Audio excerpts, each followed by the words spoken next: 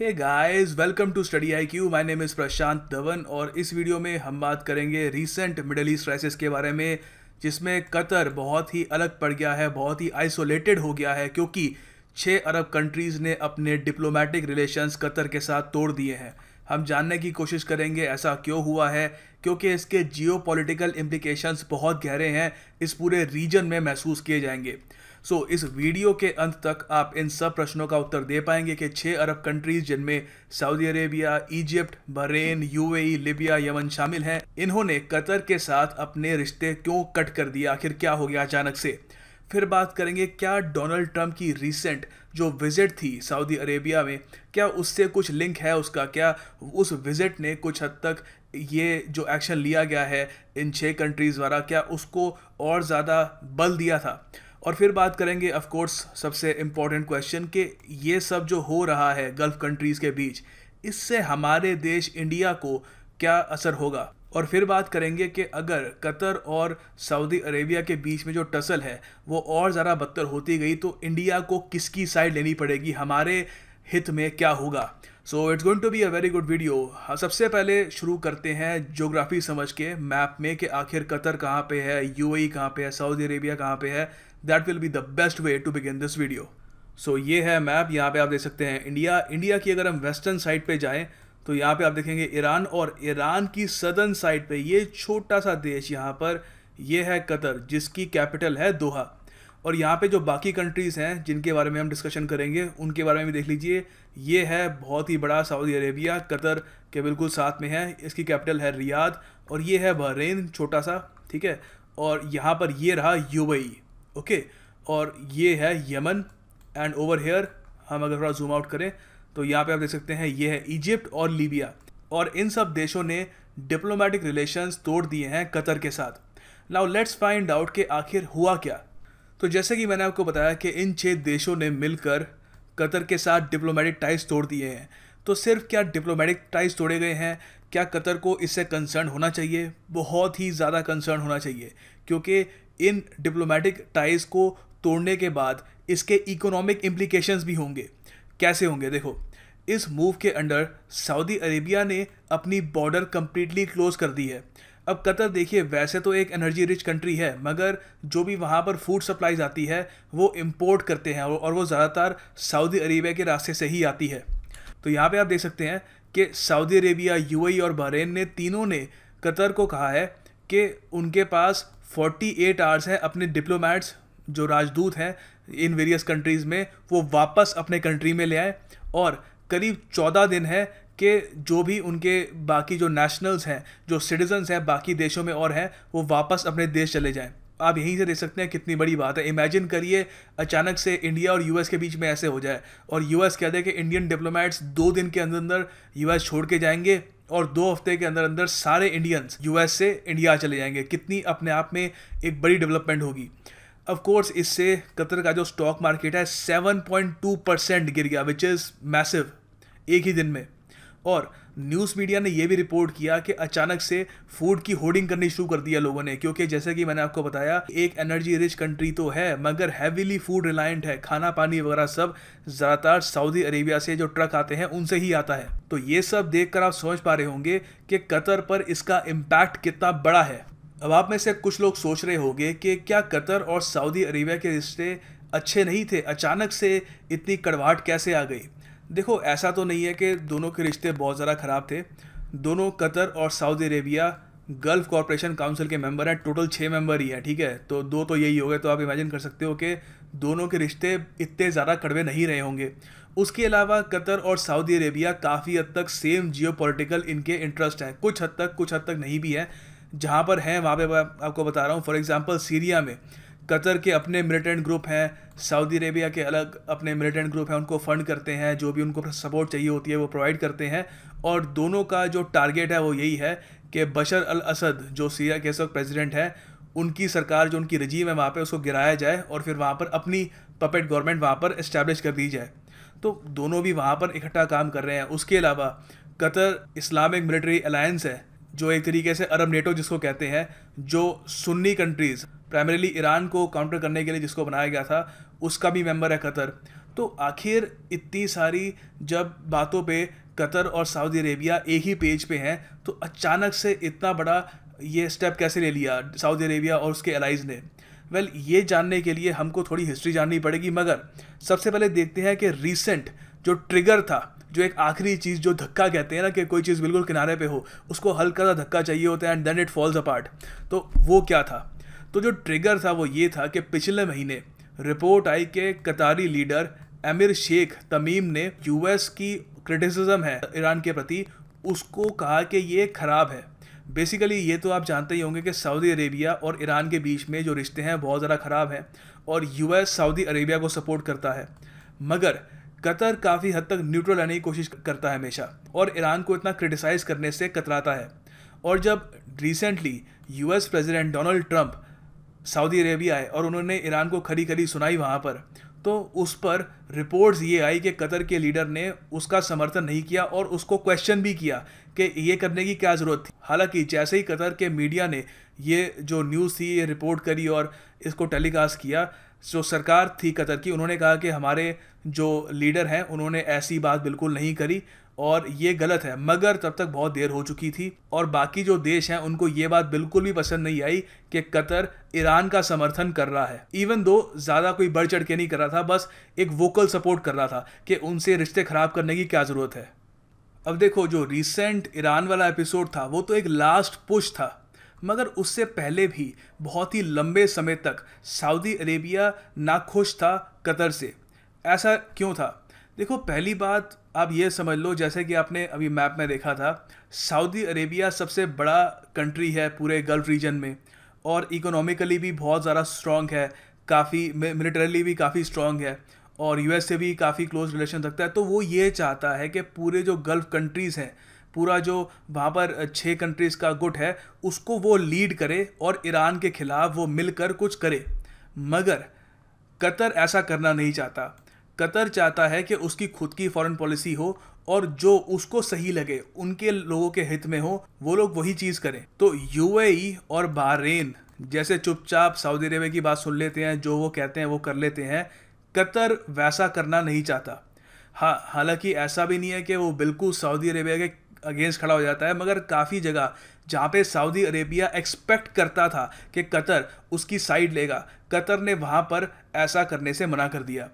अब इसमें एक काफ़ी बड़ा पॉइंट आता है, rise of the Muslim brotherhood. देखो, जब 2011 में इजिप्ट में होस्नी मुबारक, जो वहाँ के उस वक्त डिक्टेटर थे, उनकी रिजीम का फॉल हुआ, अरब स्प्रिंग की शुरुआत हुई और वहाँ पर मुस्लिम ब्रदरहुड का राइज हुआ। उस वक्त सऊदी अरेबिया को मुस्लिम ब्रदरहुड का आइडिया बिल्कुल पसंद नहीं आया, क्योंकि सऊदी अरेबिया प्राइमरीली पसंद करता है स्टेबिलिटी, स्थिरता, ताकि सारे के सारे देश स्थिर हो, कोई क्रांति ना आ जाए, कोई रेवोल्यूशन ना आ जाए, क्योंकि तभी वो सब मिलकर ईरान के खिलाफ कुछ कर पाएंगे। ईरान या जो भी और कंट्रीज जिनको वो अपना दुश्मन मानते हैं उसके खिलाफ वो कुछ कर पाएंगे। मगर कतर ने मुस्लिम ब्रदरहुड को बहुत बढ़ चढ़ के सपोर्ट किया और 2013 में जब मुस्लिम ब्रदरहुड ने मोहम्मद मोर्सी, जो उस वक्त इजिप्ट की सरकार चला रहे थे, उनकी सरकार को फिर से टॉपल कर दिया, उसका बढ़ चढ़ के समर्थन किया। और देखिए, अल जजीरा के बारे में आपने सुना होगा, बहुत ही फेमस एक टीवी न्यूज़ नेटवर्क है, उन्होंने बहुत ही ज़्यादा समर्थन किया द मुस्लिम ब्रदरहुड का। और अल जजीरा का देखिए बहुत ही बड़ा नेटवर्क है, बहुत सारे देशों में जो अल जजीरा रिपोर्ट करता है वो लोग सुनते हैं और बहुत ही बड़ी सॉफ्ट पावर है कतर की। तो कतर ने अपनी सॉफ्ट पावर का भी इस्तेमाल किया और वहाँ पर मुस्लिम ब्रदरहुड को एक अच्छी लाइट में पिक्चराइज किया अल जजीरा के थ्रू। और ये बात भी सऊदी अरेबिया को बिल्कुल भी पसंद नहीं आई और इसी बात के चलते 2014 में सऊदी अरेबिया, बहरीन और यूएई ने टेम्परेरीली कुछ समय के लिए अपने डिप्लोमेटिक टाइज कट कर दिए कतर से। मगर वो इतना ख़राब नहीं था जो अब है। अब तो उन्होंने हद ही कर दिया है कि इंटरनेशनल बॉर्डर भी ब्लॉक कर दी है और ये भी कह दिया कि सिटीजन्स को भी वापस ले लो, सब हम we have nothing to do with you. तो उतना ख़राब नहीं था। मगर यहाँ से आप देख सकते हैं कि दोनों के बीच में जो डिफरेंसेस थे बहुत ही लंबे समय से बढ़ रहे थे। अब इसमें यहाँ पर एक और भी कहानी आ जाती है गैस की, वो समझते हैं। गैस, देखो आपको ये तो पता होगा कि आज की दुनिया में गैस की डिमांड बहुत ज़्यादा बढ़ती जा रही है। इंडिया रिसेंटली जापान को पीछे छोड़ते हुए दुनिया का सेकंड लार्जेस्ट गैस का इंपोर्टर बन गया था और आप समझ गए होंगे कि जो देश गैस को एक्सपोर्ट करते हैं उनकी चांदी हो रही है, वो बहुत ज़्यादा कमा रहे हैं। तो देखो, ये जो भगवान का आशीर्वाद है ये कतर को मिला है, और कतर के पास बहुत ही बड़े गैस के रिज़र्व हैं। और 1970 तक तो इनको पता भी नहीं था कि इनके पास इतनी सारी गैस है। ये कुछ अपना ऑयल जो इनके पास था, जो बेसिकली सारी गल्फ कंट्रीज़ के पास है, उसमें से कुछ अपना थोड़ा बहुत ऑयल कतर भी एक्सपोर्ट करता रहा, मगर उससे उनकी इतनी ज़्यादा कमाई होती नहीं थी। मगर जैसे ही उन्होंने अपने गैस रिजर्व्स पे काम करना स्टार्ट कर दिया, क्योंकि देखो, एक तो गैस रिजर्व्स भी टाइप के होते हैं। अब रशिया के पास बहुत सारी गैस है, मगर उनके यहाँ जो टेरेन है, जो धरती वहाँ पे जो है, उसमें गैस को एक्सट्रैक्ट करना, गैस को बाहर निकालना, उसको कमर्शियल यूज़ में लाने के लिए बहुत ही मुश्किल प्रोसेस है। तो कई बार तो गैस को निकालने में जितना खर्चा आता है उतना तो उसकी कॉस्ट भी नहीं होती। मगर यहाँ पर कतर को एक बड़ा एडवांटेज ये है कि इनकी गैस जो है वो आराम से एक्सट्रैक्ट भी हो जाती है, ठीक है। तो इसलिए बहुत ही किफ़ायती पड़ती है, और इसलिए ये एक रीज़न है जिसकी वजह से कतर के आसपास के जो पड़ोसी मुल्क हैं कतर से ईर्ष्या रखते हैं, जेलिसी रखते हैं। अब इसमें आपको थोड़ी कहानी बताता हूँ। देखो, 1995 में कतर ने पहली बार लिक्विड नेचुरल गैस का एक्सपोर्ट करना स्टार्ट कर दिया दुनिया के लार्जेस्ट गैस रिजर्वायर से। ये दुनिया का लार्जेस्ट गैस रिजर्वायर कौन सा है? ये साउथ पार्स नॉर्थ डोम फील्ड, ठीक है। ये लोकेटेड है यहाँ पर। इसका कुछ हिस्सा ईरान के पास है और जो बाकी हिस्सा है वो कतर के पास है। जो बड़ा चंक है वो कतर के पास है। तो आप समझ पा रहे होंगे, यहाँ से जब गैस एक्सट्रैक्ट करनी थी तो कतर को ईरान के साथ भी कुछ संबंध अपने बनाने पड़े ताकि पीसफुली गैस एक्सट्रैक्ट करी जाए और दोनों म्यूचुअली उसका फ़ायदा उठाए, और उन्होंने यही किया। मगर ये चीज़ सऊदी अरेबिया को बिल्कुल पसंद नहीं आई, क्योंकि आपको पता ही है कि ईरान और सऊदी अरेबिया के रिश्ते बहुत ही लंबे समय से ख़राब रहे हैं। तो उनको ये अजीब सा लगा कि कतर, जो एक बहुत ही लंबे समय तक सऊदी अरेबिया का एक पिट्ठू देश था, जो वो कहते रहे वही करता था, अचानक से इसकी खुद की फॉरेन पॉलिसी आ गई है, वो खुद के निर्णय ले रहा है, बेसिकली बच्चा बड़ा हो गया, ठीक है, ये कह लो। अब देखो, उस जो वेल्थ आई गैस को एक्सपोर्ट करने से, उससे कतर दुनिया का रिचेस्ट नेशन बन गया जीडीपी पर कैपिटा के हिसाब से।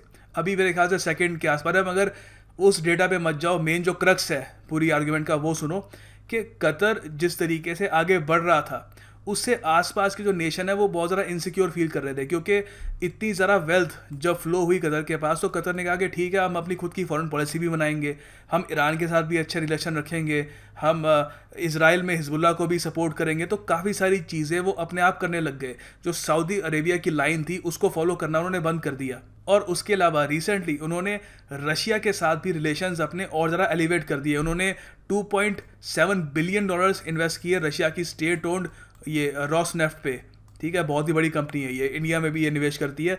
तो इसमें इन्होंने बहुत ही एक बड़ी इन्वेस्टमेंट करी। तो बेसिकली एज ए कंट्री वो अपने डिसीजन ले रहे थे और किसी और बड़ी कंट्री की सुन नहीं रहे थे।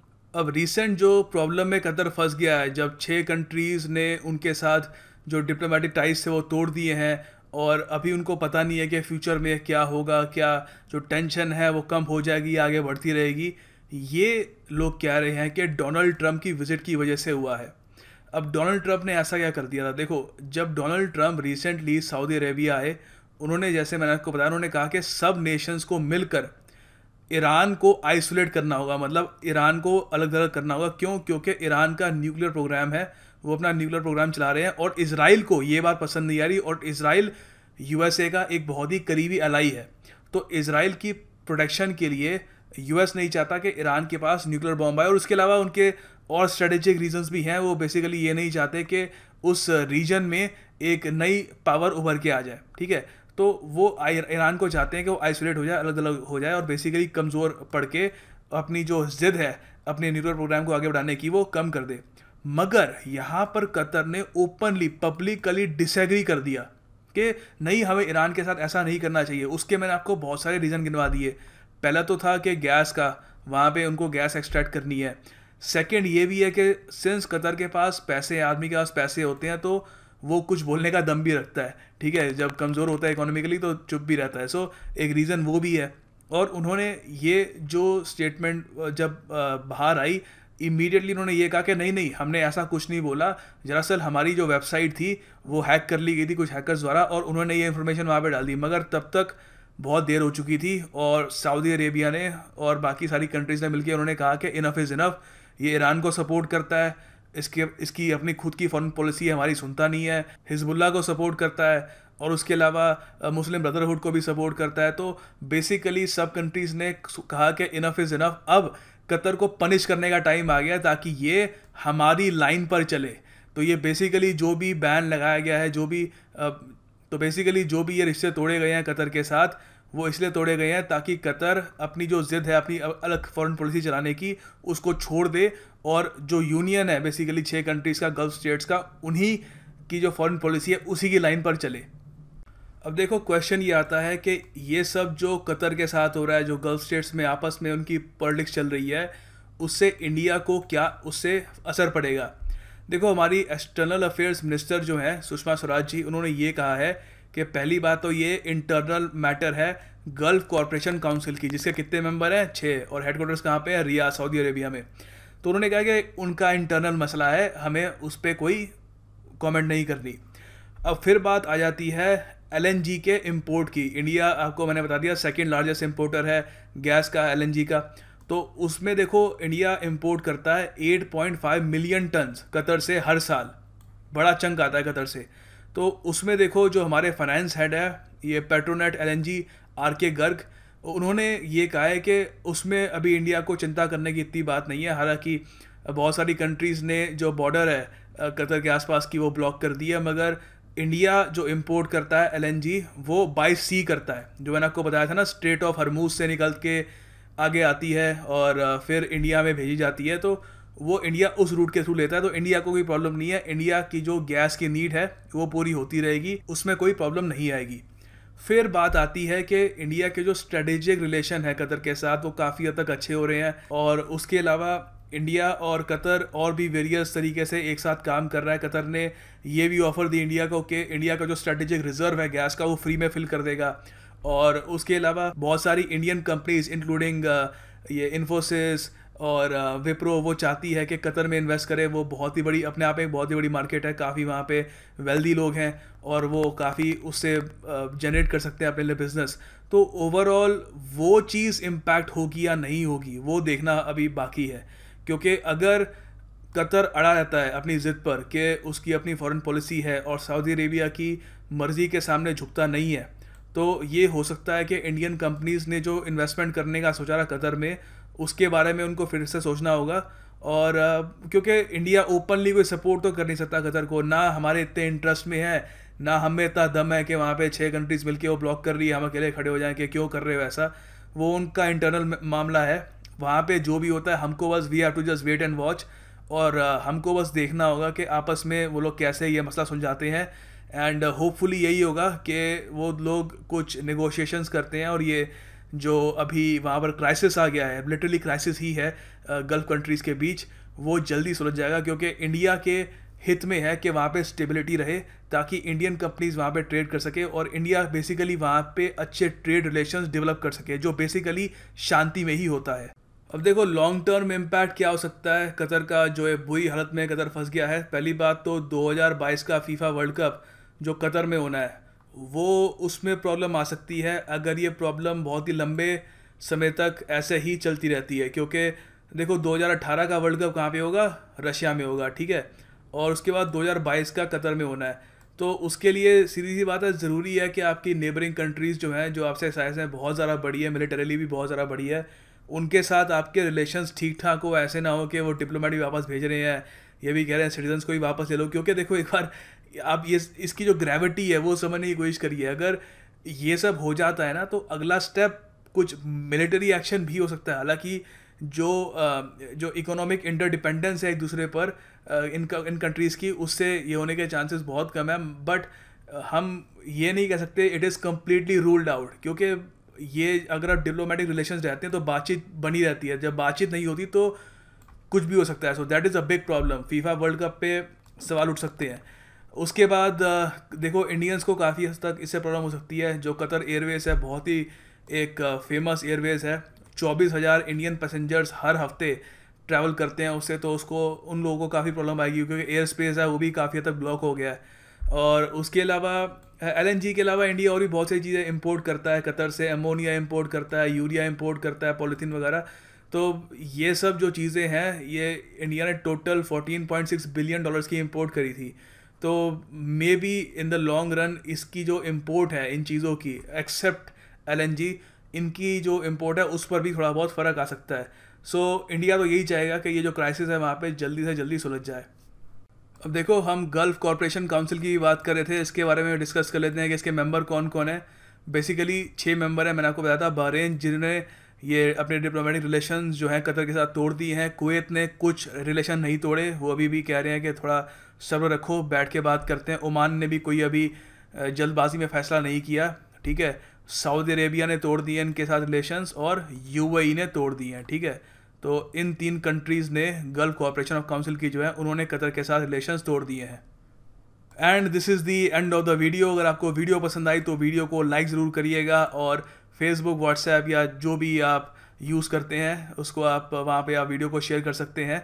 And yeah, that's about it. I will make another video for you guys very soon. Thank you for watching this video. Have a great time. God bless you all.